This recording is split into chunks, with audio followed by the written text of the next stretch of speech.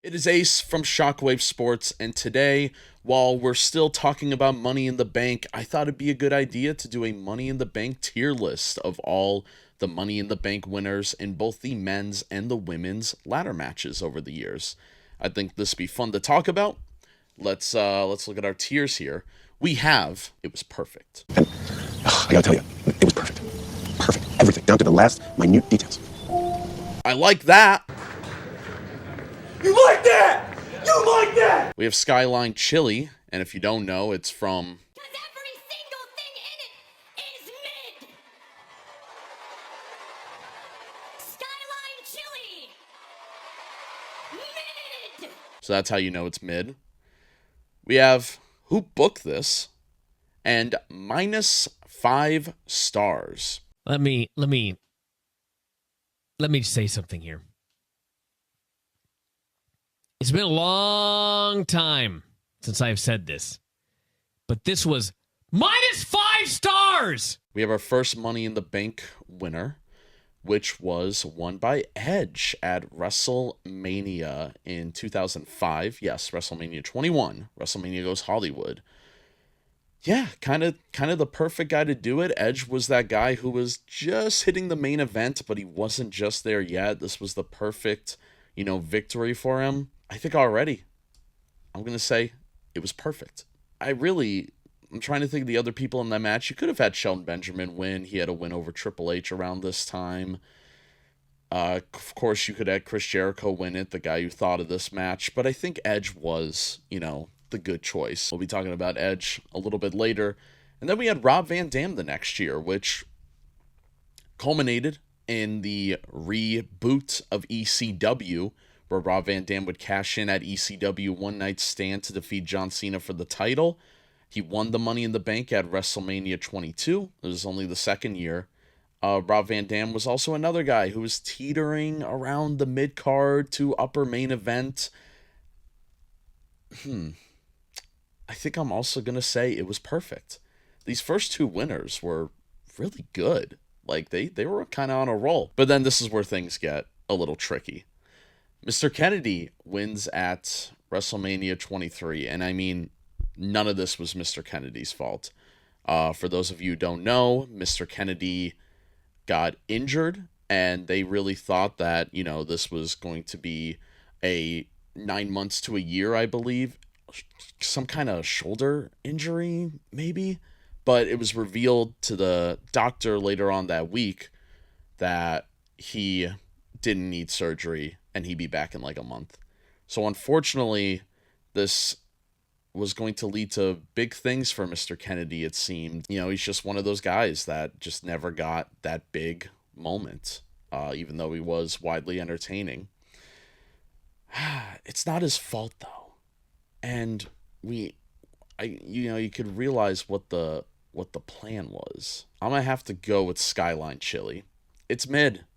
And the right winner was there for what they wanted to do with that story, but a freak injury and then a freak diagnosis caused it to go up in shambles, and that is when Edge won it, and they did what they could with it. Edge ended up cashing in on The Undertaker not that long after he won, began a great World Championship feud with The Undertaker, and this is around the time where I started watching wrestling, and I have really big fond memories of the Edge and Undertaker rivalry.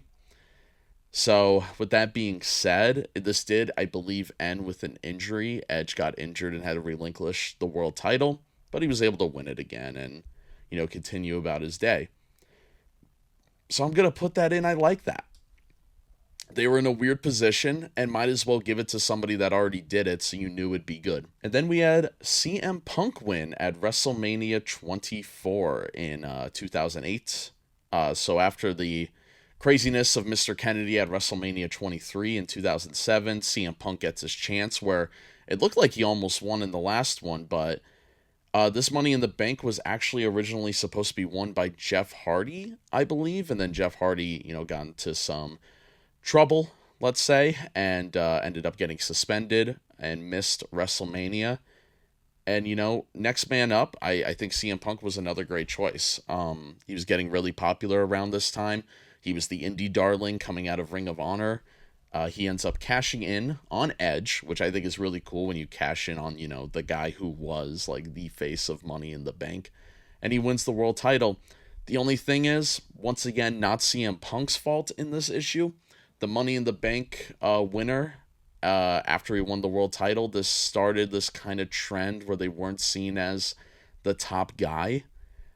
They seemed second fiddle to whatever was going on, whether that be, Randy Orton and John Cena, who were the faces of the company at that time. So unfortunately, I got to put in Skyline Chili. I have big memories with that. I enjoyed CM Punk winning it. But yeah, it led to such a mediocre title reign. And now we have CM Punk winning at WrestleMania 25. The first time somebody won it at WrestleMania 2 years in a row. A cool moment, and I think a better cash-in. He cashed in. My heart broke. I was such a big Jeff Hardy fan, and then he wins this big ladder match against Edge, wins the world title.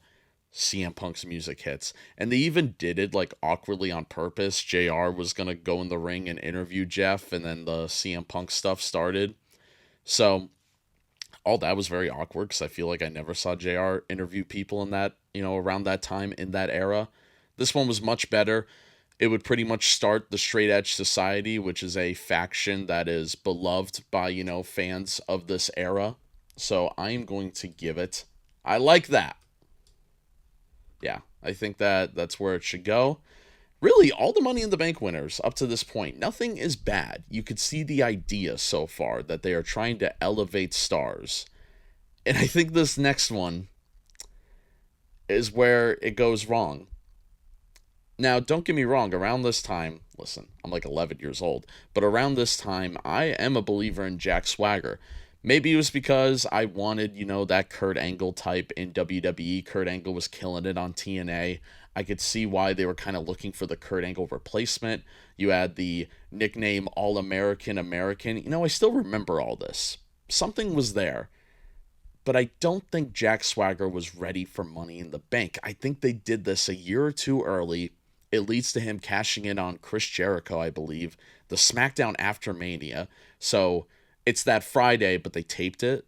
This is back when SmackDown was taped on Tuesdays. So technically he cashes in 3 days later, wins the World Heavyweight Championship, and just has a bad run with it. I think he loses it like a month or two later at the Fatal 4-Way pay-per-view.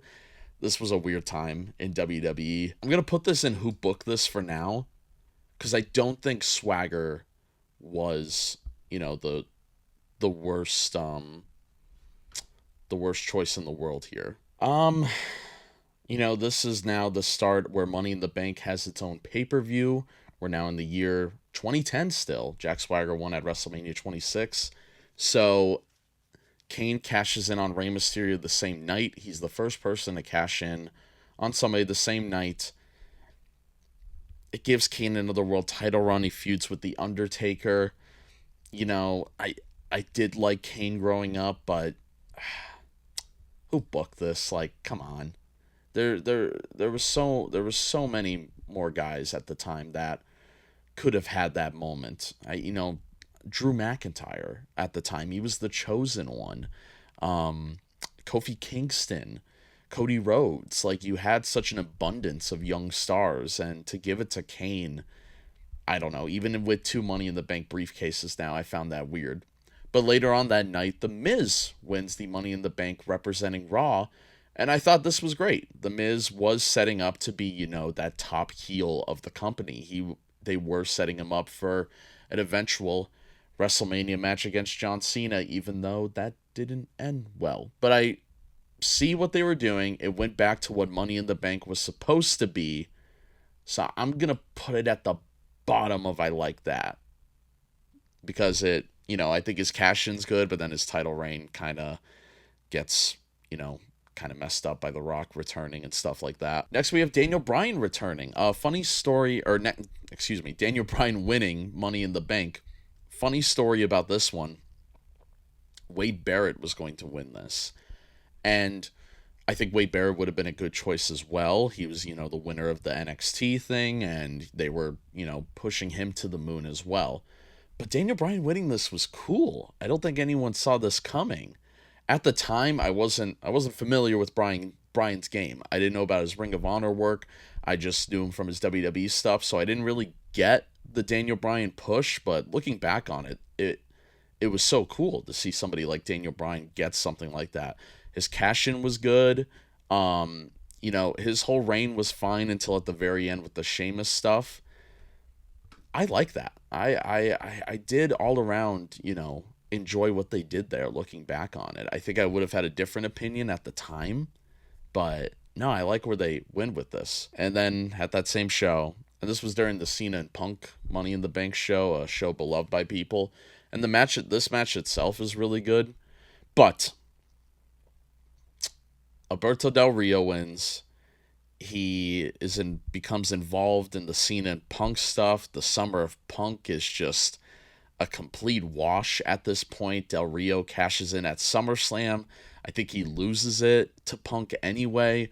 What was the point of any of this? Literally -5 stars. The by far the worst Money in the Bank winner up to this point. The mega push of Del Rio was insane.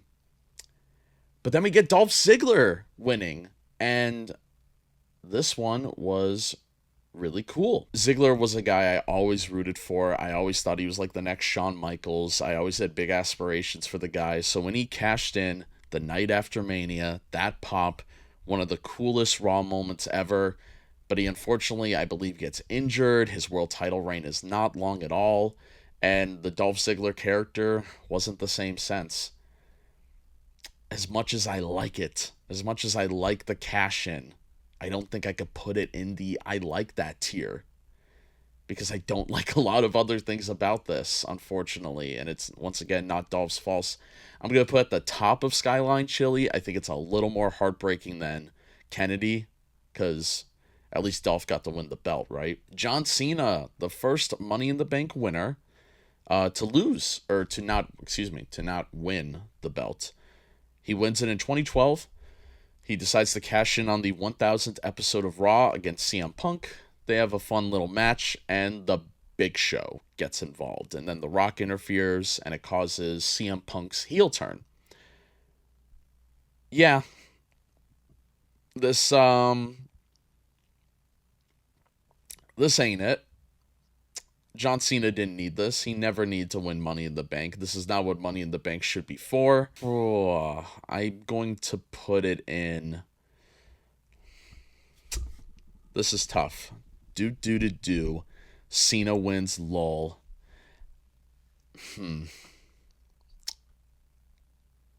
They had a fine match. The story was there. I'm going to put at the bottom of who booked this. Because I do remember the match being good, and I like that it did cause some memes when he goes, because I don't think he was supposed to win right there, because the thing, I think shoot broke off. But then we had Damian Sandow, at least the other Damian got to win the world title, but this guy did not. He, unfortunately, tried cashing in on John Cena and lost. He had a feud with Cody Rhodes. I remember I was kind of thinking maybe they would switch briefcases with Cody. It seemed like all of a sudden they were just not confident in Sandow anymore, even though he was brilliant. I loved his promos.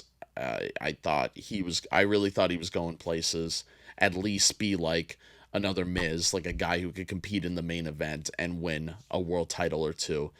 But that just didn't happen. Also loved his briefcase design, but that just didn't happen at all. Just poor booking.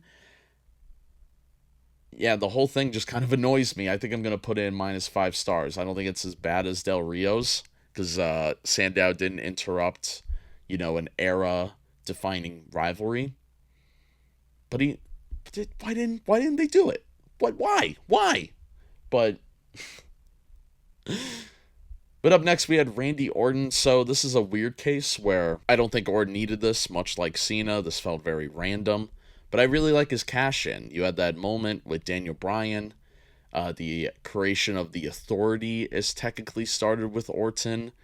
The authority thing ran its course a couple of times. This does lead to the Yes Movement and Daniel Bryan winning.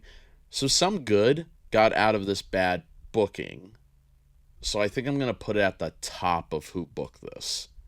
Because there were good things around it, even though Randy Orton really at that time did not need it. It's 2013. Like, Randy Orton's probably like a 10-time world champion at this time. Why? But the Money in the Bank seemed to get back to its form. We're now in the gold briefcase era, I like to call it.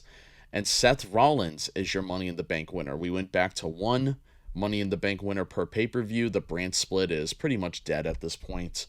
And Seth Rollins is seen as the guy. He turns on the Shield, joins the Authority. I think that was perfect to immediately give him Money in the Bank. You got to give the heel character a reason that why he left his friends.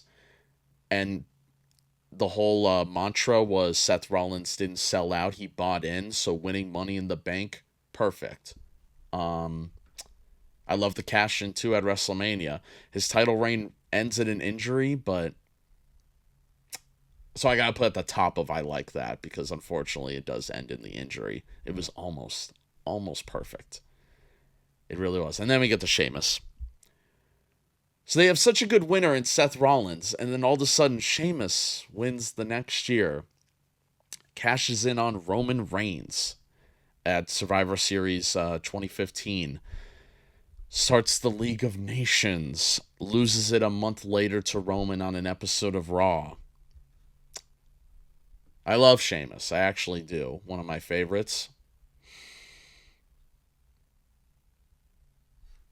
This is actually tough. I'm gonna put him in -5 stars. Del Rio's still the worst. Do I have to put Del Rio like at the bottom for him to be the worst? Yeah, because Sheamus, it's better than Sandow's. Yeah, the League of Nations sucked. And we had Dean Ambrose winning, becoming another guy to cash in on the same night at Seth Rollins in 2016 at the Money in the Bank pay-per-view. This was cool because every Shield member won the belt that night, or had the belt that night. Roman walked in as the champion, Seth beat him and held up the belt, and then Ambrose finished the night as champion. That was really cool, actually. A moment that I remember fondly. I remember watching this live, being hyped that Ambrose finally got a world title reign. And this starts the brand split. I think a month later, Ambrose goes to SmackDown as its champion. He has a weird feud with Dolph Ziggler and then drops the belt to AJ Styles. This ends with AJ Styles becoming champion. I can't be that, angry. I'm going to put it in Skyline Chili behind Dolph. And then I'm going to put... Actually, I'm putting Punk over Kennedy. I didn't mean to do that. And next year, SmackDown had an exclusive Money in the Bank pay-per-view that had Baron Corbin win Money in the Bank. Oh boy. Baron Corbin, who was just called up from NXT. We're now in 2017, still, pushing the brand split. Baron Corbin proceeds to try to cash in on Jinder Mahal. This is the dark times right here. But from a distraction from Cena, loses via roll-up. Do I even have to say it? -5 stars. It was not good. Carmella wins the first ever women's Money in the Bank match. For those of you who don't remember, the initial Money in the Bank match was technically, the briefcase was technically recovered by a man, James Ellsworth, who hands it to Carmella. Everyone hated it. They redo the match on SmackDown, and I think I like the SmackDown match more than the one at Money in the Bank. So the second ever women's Money in the Bank winner went to Carmella once again, and she retained her briefcase, I guess you could call it. Insane booking. So because of the James Ellsworth stuff, I want to put it in who booked this. But she has a good cash in at Charlotte. I don't really remember her reign, but I don't mind Carmella at all. gonna put in Skyline Chili, but at the bottom, it's teetering to who booked this. Oh man, we have entered the dark times. So it is now 2018, and we have Braun Strowman win Money in the Bank. I specifically remember Braun Strowman winning this. I was hosting an episode of Star Wars Wrestling the summer of 2018, and I remember ending the show. My friend Poplu, I think, went home for the night, so I decided to watch Money in the Bank. And I just remember the men's ladder match happening, and Braun Strowman was the winner, and I just found that incredibly, incredibly mid and predictable. But then it gets worse. He cashes in on Roman Reigns at Hell in the Cell, inside Hell in a Cell. I think that's cool. I didn't know you could choose like the stipulation if you like announce it ahead. That was a cool little retcon. But then Brock Lesnar comes out, breaks the cage door. That was a cool part. But then the match is called off. A Hell in a Cell match ends in a no contest, in a no disqualification match where there must be a winner. Anything goes. It's Hell in a Cell. Mick Foley jumped off of a cage, he's loaded onto a stretcher, and walked back and finished the match. Just because Brock Lesnar interferes, Braun and Roman could no longer do it. Just have Braun win the title, and then Roman doesn't win it clean. And then you could, Roman gets his rematch. It still protects Roman. Crazy. Insane. I really dislike this. I'm going to put in -5 stars. I actually think I like Sheamus's more. Alexa Bliss wins later that night, or earlier that night, maybe. She cashes in the same night against Nia Jax during a Nia Jax Ronda Rousey match. Alexa Bliss gets her revenge. This leads to Alexa Bliss facing Ronda Rousey. I think the initial reaction of Alexa Bliss winning was cool. Another thing on her resume. She didn't really need it, though. And it was all just to set up a SummerSlam match against Ronda Rousey. So, with that being said, I'm going to put it in Skyline Chili. I think I'm going to put it, ahead of Kennedy. Yeah, because Alexa Bliss didn't really need it. Mid. Oh. Then we're in 2019. Brock Lesnar wins Money in the Bank in a match he barely participated in. They made Mustafa Ali look like a idiot. He is at the briefcase, and Brock Lesnar's music hits, and just grab the briefcase. The only thing we got out of it was the Brock party. Remember the Brock party? That was cool. That was fun. Also, Brock didn't know he had a whole year to cash it in. That was a funny segment as well. But why? Why? He's Brock Lesnar. He could get a title match whenever he wants. Why did he need Money in the Bank? It's just a waste of everyone's time. Truly. Just not needed whatsoever. Next, we got Bayley won that night, and I think this is by far the best women's cash in at this point. She wins it the same night, which 2 years in a row you do the same night thing, whatever. But it leads to her great heel turn, and she has a very long title reign with it. She has great matches around it. I love this era of Bayley. All of this, I think, was perfect. It was perfect. We got a heel Bayley out of it. I think it's all fine. Otis. 2020 was a weird time in wrestling, man. This was the Money in the Bank that took place in the Stamford, Connecticut office of World Wrestling Entertainment. Both the men's and the women's competed at the same time. Men were thrown off buildings. Vince McMahon's yelling at people in his office. A weird time in professional wrestling. And to top it all off, one half of Heavy Machinery at the time, if you remember that tag team. Otis wins the briefcase, turns it into a lunchbox. The Miz would later on take it from him. I made a whole video about this Otis thing where the Money in the Bank is supposed to be unpredictable, and I think one every like 10 years you need something random like this to happen to keep it unpredictable. I almost want to make its own tier for it, but that's cheating.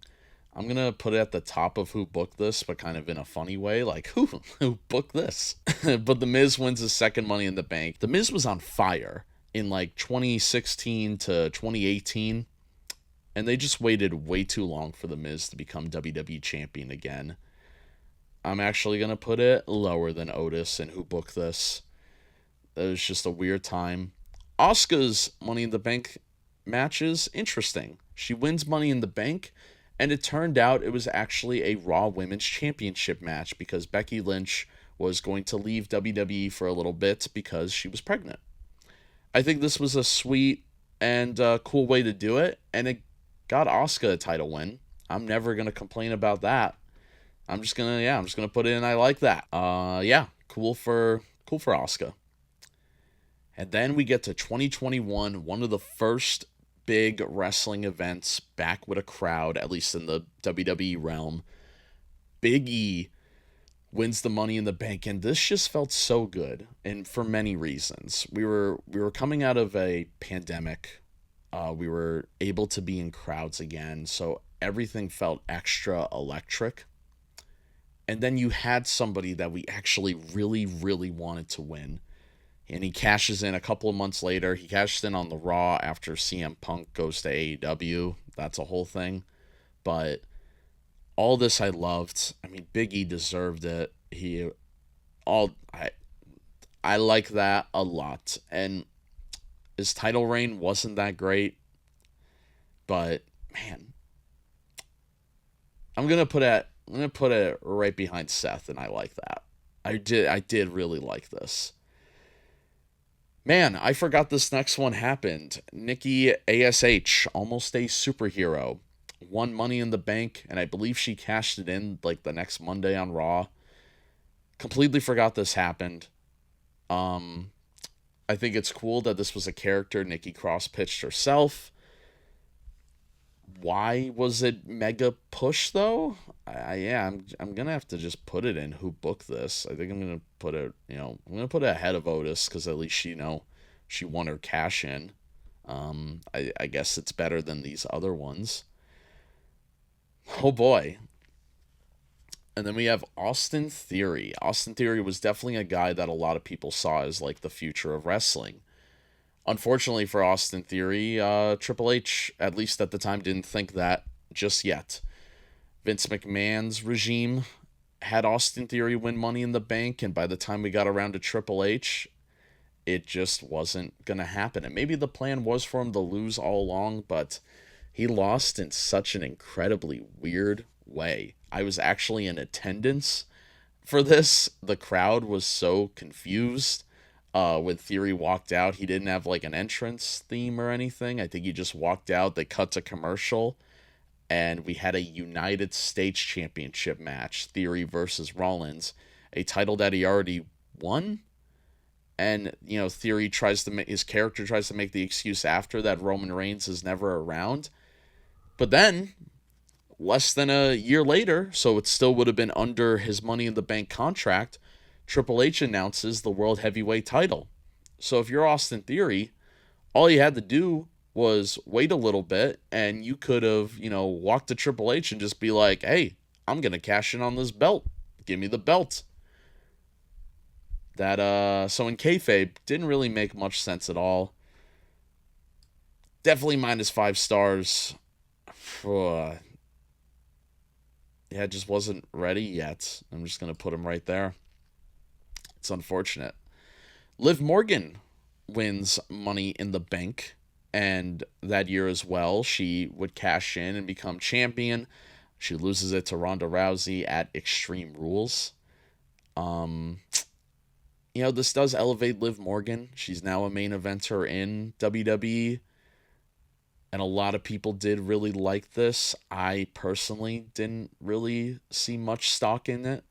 But now looking back on it, it was the start to Liv Morgan, becoming like one of the, big faces of the women's division. Not the best start though. I'm gonna put in Skyline Chili. Better than Carmella's. Yeah, I'm just gonna put it right there. That seems fitting, at least. Then we had my boy Damian Priest win this. For those of you new to the channel, I'm a big Damian Priest fan. I'll be fair though. I love the Senior Money in the Bank briefcase. A lot of people wanted LA Knight to win this, but I think Damian Priest, they had a lot of plans for. He really is a Triple H guy. He's got that rock star mentality, Motorhead. I think people backstage just seem to really like him. He got a cash in at WrestleMania. This really all worked for him. I'm gonna put it in I like that because I think it is slightly above mid, but I think I'm gonna put it right there. Just because his title reign felt very transitional, unfortunately, because he just ends up losing it to Gunther at WrestleMania, and then starts this endless Finn Balor rivalry. Io Sky, though, wins that year, and she would cash in at SummerSlam, and that was a really fun moment as well. I like Io Sky a lot. She's one of the best wrestlers, like, doesn't matter, male or female, in the world. Yeah, I'm a big fan of this. She's currently the World Heavyweight Champion as this recording. I like that Io Sky not only was in the main event after this, she stayed in the main event, or at least worked her way back up. I think it was perfect. I really like Io Sky's, the way they handled her here. And then we're back to something annoying. Drew McIntyre wins Money in the Bank next year, tries to cash in the same night, and CM Punk cost him. It was a pretty much a year-long build of CM Punk and Drew McIntyre's rivalry, where CM Punk would be costing Drew the world title over and over, because at the time CM Punk was injured, so he couldn't wrestle Drew. They couldn't have that blow-off match until SummerSlam. But once again, just a complete waste of time. We all knew it was happening. It was incredibly predictable. The first, big blunder, I would say, in a while. Yeah, I'm going to put in who booked this. I don't put in -5 stars just because of how much I really like that Punk and Drew rivalry. It was definitely a puzzle piece in their story. Wasn't really needed though, because Punk would kind of do the same thing at both WrestleMania and Clash at the Castle. Why do the Money in the Bank match as well? Just didn't add much to an already well executed story. And then Tiffany Stratton wins Money in the Bank last year, and I think this was a great reign. She made the briefcase pink. I love when briefcases become customizable. Cashes in on Nia Jax on a SmackDown, I think, which I like how unpredictable that is. She did it on TV, and she's been having a really solid reign with the belt as of this recording. Still is the women's champion. She is definitely at least the face of SmackDown. I feel like I see Tiffany wrestle more than anyone on that show. So it has elevated her to an insane degree where you could argue she is the face of the women's division right now. Yeah, I'm going to put it was perfect. I'm a big Tiffany fan, and I think that's only going to age even better because I think Tiffany's has a very long career ahead of her. Many titles to come, I think. So overall, I think I'm pretty happy with this list. Let me know what you guys think. I don't think I'll move anything around. No, I think I'm good with this. I feel good about it. So let me know what you guys think of all this. And make sure to subscribe to Shockwave Sports. If you want more tier list, let me know. This is a fun little thing to do. And I will see you all in the next video.